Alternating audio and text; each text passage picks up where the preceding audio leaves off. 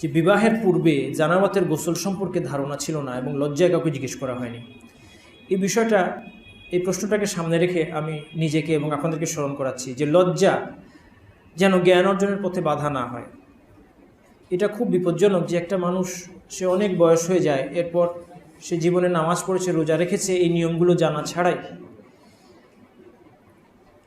এটা আল্লাহর সামনে এসে কীভাবে জবাব দেবে? এই লজ্জা দূষণীয় লজ্জা, এই লজ্জা আমাদের কারোই রাখা ঠিক না। এই জন্য আমাদের সবার কর্তব্য এই বিধানগুলো ভালো করে শিখে নেওয়া, দৈনন্দিন জীবনে প্রয়োজনীয় বিধান। যাই হোক, ওনার প্রশ্ন হচ্ছে যে এখন এই অবস্থায় প্রায় 6-7 বছরের নামাজ রয়েছে, যে সময় জানাবতের গোসলটা উনি জানতেন না। এখন এই 6-7 বছরের নামাজগুলো কি করব?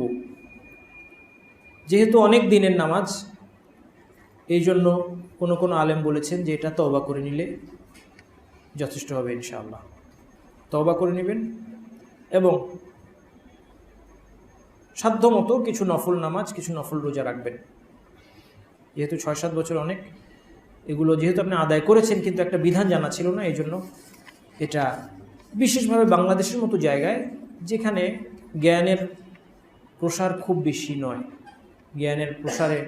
জ্ঞানের প্রচার এবং প্রসারটা কম, অন্যান্য দেশের তুলনায় অনেকটাই কম দ্বীনের জ্ঞানের প্রচার এবং প্রসার। এগুলো আসলে যেভাবে চর্চা হওয়া উচিত প্রতিটি মসজিদে, প্রতিটি ঘরে, সেভাবে চর্চা হয় না। তো সেই হিসেবে সেই সমস্ত আলেমদের ফতোয়ার অনুসরণে বলছি যে আশা করি এটা তওবা করে নিলেই, আল্লাহ তাআলার কাছে অনুতপ্ত হয়ে ফিরে আসলে এবং এখন থেকে জ্ঞান অর্জন করেন, সেটাই যথেষ্ট হবে ইনশাআল্লাহ। আর সেই সাথে কিছু নফল নামাজ পড়বেন, নফল রোজা রাখবেন।